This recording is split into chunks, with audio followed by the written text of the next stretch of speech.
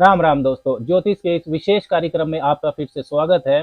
इच्छा शक्ति, दृढ़ निश्चय, जुझारूपन हमारे एक्शंस के कारक ग्रह सेनापति मंगल 5 फरवरी 2024 को अपनी उच्च राशि मकर में प्रवेश करने जा रहे हैं। 15 मार्च 2024 तक मकर राशि में ही मंगल का गोचर रहने वाला है। उच्च राशि में जाना मतलब 5 फरवरी से लेकर 15 मार्च 2024 के बीच लगभग 40 दिनों के लिए मंगल अपनी सर्वोच्च गरिमा में रहेंगे।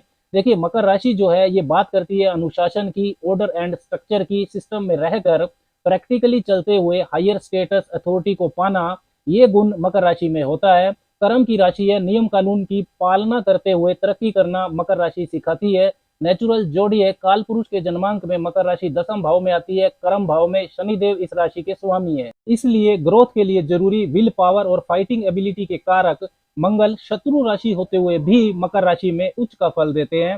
सॉलिड मार्स एनर्जी होती है मंगल जब मकर राशि में होते हैं तो। मकर राशि पृथ्वी तत्व की राशि है, निजी भावनाएं मकर राशि में नहीं होती हैं। मंगल यहाँ सबसे ज्यादा कंफर्टेबल होते हैं। भावनाओं की राशि कर्क राशि में तो मंगल नीच का फल देते हैं। नियम कानून अनुशासन के स्वामी शनिदेव की राशि है मकर, इसलिए मकर राशि में मंगल की ऊर्जा बहुत संतुलित होती है।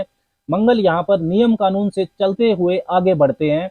5 फरवरी से लेकर 15 मार्च 2024 के बीच मंगल की ऊर्जा ज्यादा प्रभावशाली इसलिए भी रहने वाली है क्योंकि मंगल के जो डिस्पोजिटर हैं राशि स्वामी शनिदेव, वो अपनी ही मूल त्रिकोण राशि कुंभ में मजबूती से गोचर कर रहे हैं। ये बिल्कुल उसी तरह से होता है डिस्पोजिटर का कंसेप्ट। जैसे अगर आप किसी के घर रहने जा रहे हैं और उस घर का स्वामी, उसका मालिक अगर कंफर्टेबल नहीं है, परेशान है, तो आप भी उस घर में कंफर्टेबल नहीं रह पाएंगे।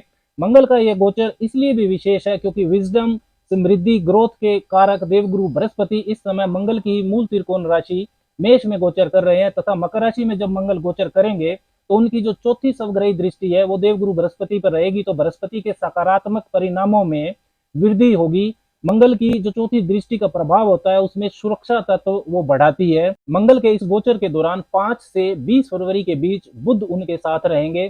5 से 13 फरवरी के बीच सूर्य भी मंगल के साथ रहने वाले हैं और 12 फरवरी से लेकर 7 मार्च के बीच में शुक्रदेव भी मंगल के साथ रहेंगे।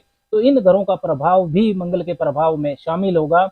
मंगल के इस ताकतवर और संतुलित गोचर का प्रभाव वैसे तो सभी लोगों पर गहराई से पड़ेगा, लेकिन इसका प्रभाव उन लोगों पर ज्यादा होगा जिनको मंगल की महादशा या अंतरदशा चल रही है, या जो लोग मंगल के कारकों से संबंधित व्यवसाय में है, real estate, engineering, sports, mining, defence, technology, army, police, administrative post, legal profession, security management, man power, fitness management, nutrition, इन सब से जिनका कनेक्शन है, जिनके व्यवसाय का, उनको मंगल का ये गोचर गहराई से प्रभावित करेगा। इसके अलावा यदि आपकी महादशा जिस ग्रह की चल रही है वो आपकी जन्म कुंडली में मंगल के नक्षत्र में है, वो मृगशिरा नक्षत्र में है या चित्रा नक्षत्र में है या धनिष्ठा नक्षत्र में है, तब भी मंगल के इस गोचर का प्रभाव ज्यादा रहेगा। साथ ही यदि आपकी डेट ऑफ बर्थ 9, 18 या 27 है तब भी मंगल के गोचर का प्रभाव विशेष रहेगा आपके लिए। तो अब बात करते हैं कि मंगल देव के मकर राशि में संचरण का कर्क वालों पर, कैंसर पीपल पर इसका क्या प्रभाव पड़ेगा। चंद्र राशि, जन्म की राशि पर यह वीडियो आधारित है। आप इसको लगन की राशि से भी देख सकते हैं। अच्छा तो यही होगा कि आप इसको दोनों से देखिए, लगन की राशि से भी और चंद्र राशि से भी। यदि दोनों से आपको गोचर फल शुभ परिणाम देता हुआ दिखाई देता है तो ये काफी ग्रोथ वाला पीरियड आपके लिए रहने वाला है। यदि एक से शुभ और एक से अशुभ परिणाम मिलता है तो आपको मिश्रित परिणाम मिलेंगे, शुभ भी और अशुभ भी। यदि दोनों से अशुभ परिणाम मिलते हैं तो ये काफी सावधानी वाला पीरियड आपके लिए रहने वाला है। कर्क वालों के लिए मंगल योग कारक ग्रह है, आपके पंचम और दसम भाव के स्वामी, और मंगल देव का मकर राशि में संचरण आपके सप्तम भाव में हो रहा है, जहां से मंगल अपनी चौथी, सातवीं और आठवीं दृष्टियों से आपके दसम भाव, पहले भाव और दूसरे भाव को प्रभावित करेंगे। कर्क वालों के लिए मंगल योग कारक ग्रह होते हैं। पंचम भाव यानी कि त्रिकोण भाव और साथ में दसम भाव केंद्र भाव के स्वामी। योग कारक का मतलब है कि जो अकेला ही राजयोग कारक है। सातवां भाव मंगल के लिए बहुत शुभ स्थान नहीं होता है, लेकिन क्योंकि मंगल आपके लिए योग कारक है और वो सप्तम भाव में उच्च के होकर गोचर कर रहे हैं, रोचक नाम का पंच महापुरुष योग भी वो बना रहे हैं। साथ ही में मंगल की जो चौथी दृष्टि है वो आपके भाग्य के स्वामी देवगुरु बृहस्पति पर भी रहने वाली है, इसलिए कैरियर, नौकरी, बिजनेस में ग्रोथ देंगे आपको। आप अपने वर्क प्लेस पर जो अपनी काबिलियत है उसको दिखा पाएंगे। सातवें भाव जो बिजनेस भाव होता है उसमें मंगल उच्च के हो रहे हैं, तो नौकरी तथा व्यवसाय दोनों में ही ये 40 दिन का जो गोचर है ये काफी शुभ परिणाम देगा आपको। मंगल आपके दसम भाव के स्वामी तो है ही, जो नौकरी को दिखाता है, और सप्तम भाव में वो उच्च के हो रहे हैं।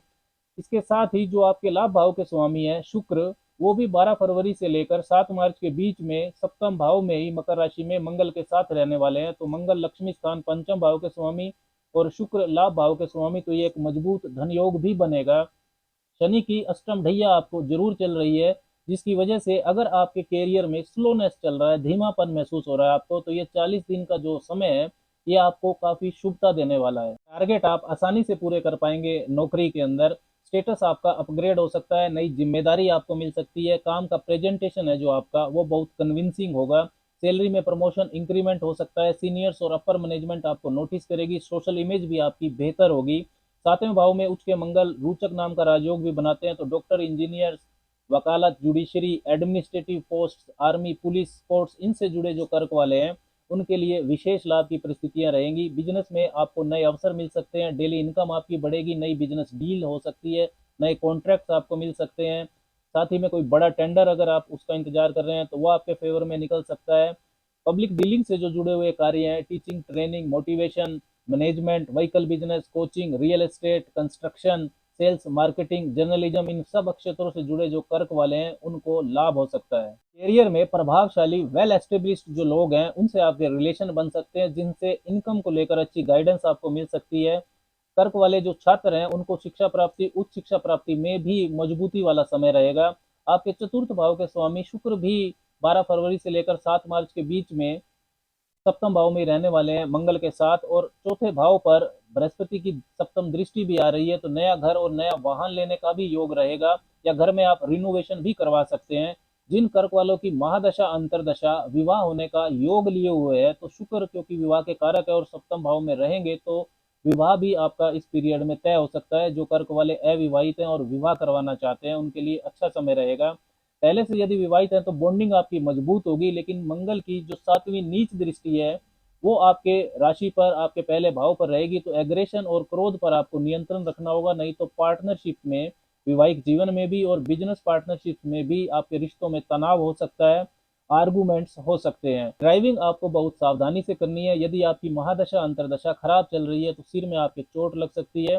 इन जनरल आपका जो ऊर्जा लेवल है, स्टेमिना, वो अच्छा रहेगा, लोग आपसे प्रभावित भी होंगे। मंगल की आठवीं ट्रांसफॉर्मेटिव जो एस्पेक्ट है, आठवीं मित्र दृष्टि है, वो आपके धन भाव दूसरे भाव पर रहेगी, तो कैरियर के माध्यम से बोनस, सैलरी इंक्रीमेंट, ये सब हो सकता है। मनी मैनेजमेंट अच्छा रहेगा आपका, इनकम सेविंग बढ़ाने के लिए आपको सही मार्गदर्शन भी मिल सकता है। फैमिली गैदरिंग्स हो सकती हैं आपके परिवार में किसी बात पर यदि तनाव था तो वो दूर हो सकता है। वाणी में आपके एग्रेशन रहेगा, लेकिन अगर आप उसका सही इस्तेमाल करते हैं तो आपकी जो सोशल इमेज है वो बेहतर होगी, कैरियर में आप ग्रोथ पा सकते हैं। तो कर्क वालों के लिए मंगल देव का मकर राशि में संचरण बहुत ऑस्पिशियस है, बहुत शुभ समय आपके लिए। सही प्लानिंग करके आप इसके काफी लाभ उठा सकते हैं। हर रोज आपको 3 बार हनुमान चालीसा का पाठ जरूर करना चाहिए। शनिवार और अमावस को आपको निर्धन लोगों की मदद भी करनी चाहिए। राम राम।